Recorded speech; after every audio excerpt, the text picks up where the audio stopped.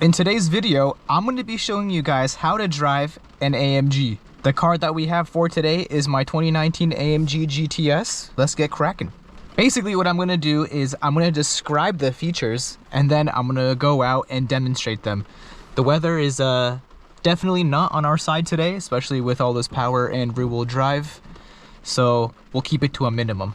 So this AMG has the bi-turbo V8. It's a 2019, as I said before. It has the dry sump. Every AMG GT from 2015 to 2022, I believe, the GT, the GTS, the GTC, the GTR, the GTR Pro, and the GT Black Series, they are all rear-wheel drive. Except for the super new GTs, those have all-wheel drive now. It is not front mid-engine anymore, so it's kind of more like a GT63 four-door and not like a car based off of this. This car has the dry sump. It has the front mid-engine transaxle setup.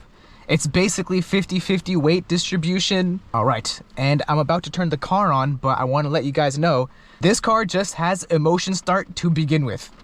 You don't have to do anything fancy for the emotion start, but what you can do is this. You can put it in accessory power mode, put it in sport or sport plus.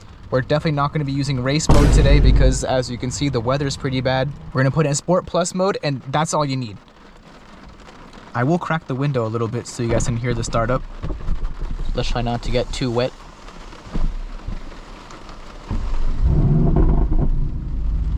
You don't have to hold up any upshift paddle or downshift paddle, whatever. You can just turn it on with the valves open. My button doesn't work anymore because I have that EVM. So it just keeps the valves open 100% all the time. So over here, you can see that we have the drive select modes. Individual, basically custom mode. Comfort, sport, which I actually use a lot now. A couple years ago, I actually never really used sport, but it's basically a pop and bang delete from factory. So I actually use that a lot now. Sport plus for, you know, those twisty canyons, track mode. Race, very aggressive, would not recommend for the street, especially in weather like this, but good for the track as well. But for now, we're just gonna keep it in sport mode. And then over here, we have our traction settings. If you click it once, you will go into sport handling mode. The great thing about the sport handling mode is that it'll change in every single setting. So when I first got this car, up until basically like a year ago, I thought that it was always kind of like halfway off, but that's not true. In sport mode, it'll be more invasive versus in race mode. If you have it in race mode with the sport traction on, it'll actually give you more slip than just having it in sport mode with the traction on, or I mean with the traction in sport handling mode. And then obviously, if you hold it down for a couple of seconds, it'll turn it off all the way, and we will not be doing that today. Say that I wish that the GTS and the GTC also had that 9-stage traction control like the GTR and the GTR Pro and the GT Black Series, because you can actually customize your traction a lot more than just with this button. But if you want that, you gotta pay an extra 40 grand. So this will do. And then we have our suspension modes. Sport Plus is the stiffest. If you click it again, it'll go into comfort, and then just one time it'll put it in sport. But if you're in comfort mode, it'll keep everything in comfort. If you put it in sport, you don't have to click it. It'll just go automatically into the sport suspension. And then in sport plus, it'll automatically go into the sport plus suspension. This stupid button is the automatic start stop. I have no idea why they put this in a car like this. This is basically a race car for the street, and they had the audacity, but I'm sure it was to meet some kind of EU regulations. And then this button over here, manual mode. Fun fact, if you put it in race mode and then in manual and you do a launch control, which I will show you guys how to do later on. If you do a launch control and you don't shift but keep it in manual mode, it'll shift up for you, but only in race mode, and then you'll have faster shifts. So basically what I'm trying to say is, instead of having it in race mode with manual mode off, your shift timing will be slower than if you have it in race mode with manual mode on, but you do not upshift once it hits red line. And that only works for launch control. If you have it in race mode or sport plus mode and manual mode, and you're just driving around and you don't upshift, it's just gonna bounce off the rev limiter and you'll just get stuck in the middle of the road. Also, for some of these tips, they're not gonna be specifically for the GT. I'll be talking about some stuff for the C63S, the E63S, like the drift mode and stuff, but that'll be later on in the video. And I will also be showing you guys some transmission tricks with the 7-speed DCT. And also, fun fact, the transmission in this car is the same transmission as the new Ford GT and the Ferrari 458. So I thought that was a pretty cool fun fact, and I didn't really know it until my friend pointed it out. But I'll be showing you guys those transmission tricks, and let's get driving. And there is a feature with this start stop button that I will show you guys. In comfort mode with the automatic start stop button on, if you let go of the throttle, this is what happens. You guys see that sailboat icon? Yeah, the car is basically in neutral right now. It's like a neutral coast. And then if you put your foot back on the throttle, it'll go into comfort. That's a feature that I don't really use too often, unless if I'm really tired and I'm like on a road trip with this car and I don't feel like, you know, accelerating, or if the road is very smooth, or if we're going slightly downhill, then yeah, might as well use it. You'll save some fuel, even though the whole point of this car is not really to save fuel. And if you come to a complete stop,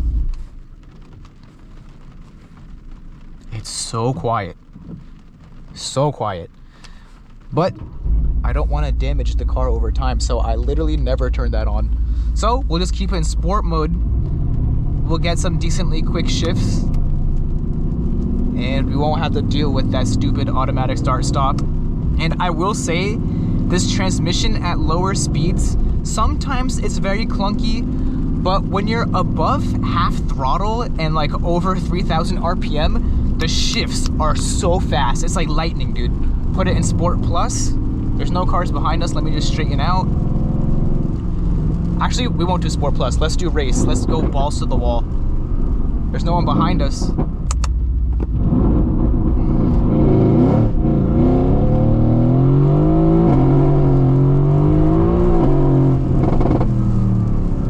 Yeah, we were basically just slipping the entire time. I don't know if you guys caught that, but to activate launch control, you have to keep your foot all the way down on the brake, and then pull both paddles, and then confirm with the upshift paddle. And then keep your foot on the brake with your left foot, and then use your right foot to smash down the throttle. Your RPMs will increase.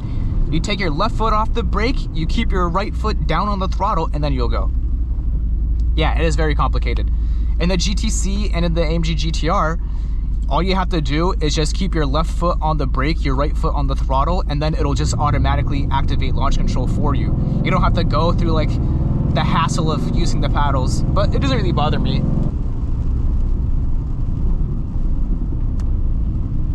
Yeah, that might not have translated over video, but as we were coming to a stop, or as we were slowing down, the car just jerked.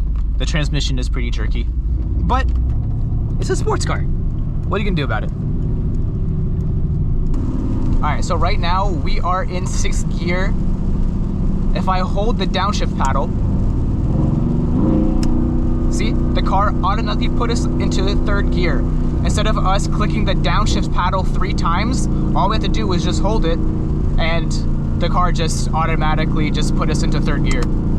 So instead of just clicking the downshift paddle multiple times, all you gotta do is hold it, and the car will decide for you. I think it's also fair to point out that I haven't been in manual mode this entire time. If you don't use the M button, but you just use the paddles, it'll put you into like a temporary manual mode, which is very clutch if you're first trying to learn how to use your paddle shifters. If the car is taking too long to just put you back into drive and like into automatic basically, you can just hold down the right paddle shifter and it'll put you back in drive, and it'll start shifting for you. So you don't have to wait for that delay to put you back in automatic mode, which I think is pretty cool. They really thought a lot about this car. If you're in the market for an AMG, you may be considering like a C63S or an E63S, maybe a GT. The prices on these cars are absolutely crazy now. An AMG GT with very low mileage, like 15 to 20K for like 75 grand. Like, these cars really don't have any issues at all. I had one slight hiccup with the transmission and it was fixed via a software update. So I don't even know if you would consider that like something major. Obviously nothing broke, but when it did happen, it was pretty scary. Like something with like the clutch mechanism, it wasn't like declutching, so when I would come to a stop, or like almost to a stop and then hit the throttle, the car would violently just boom, boom, boom, boom, boom, boom, like so, back and forth, back and forth, back and forth. That was really scary. I thought like something was completely broken, but like I said, just with the transmission software update, the problem went away, and that was like 2 or 3 years ago, and it hasn't come back ever since. But let's say you're in the market for a C63 or an E63S, maybe an S63, yada yada.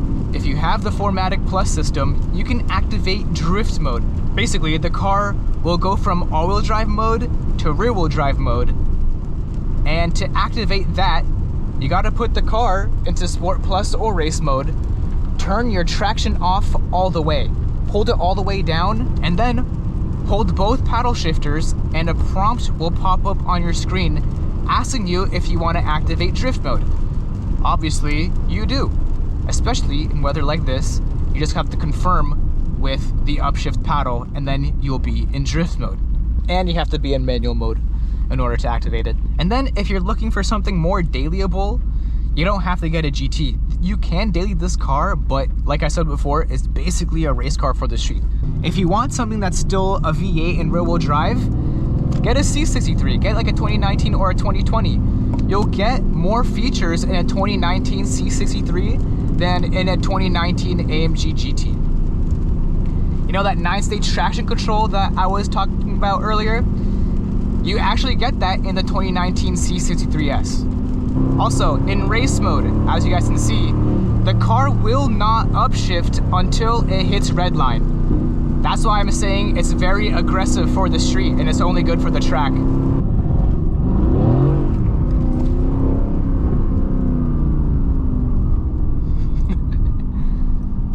I would be very careful.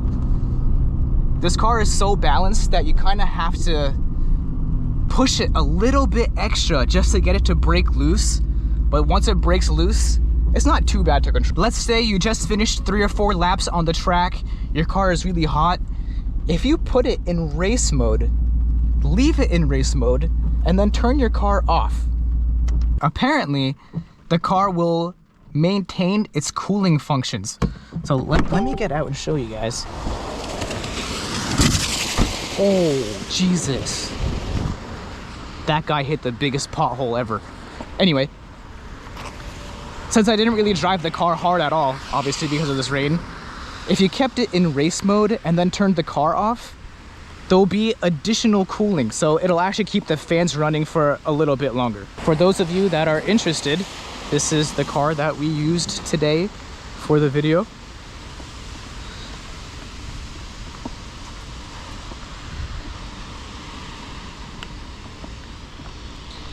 And yeah, I hope you guys enjoyed this video. I hope you guys found this video very informative. If you guys learned something new, or if you guys thought the video was great, please hit that like button and subscribe, because I'll be coming out with more videos just like this. And before I turn the camera off, I know you guys like it when I rev the car. Hear that glorious V8.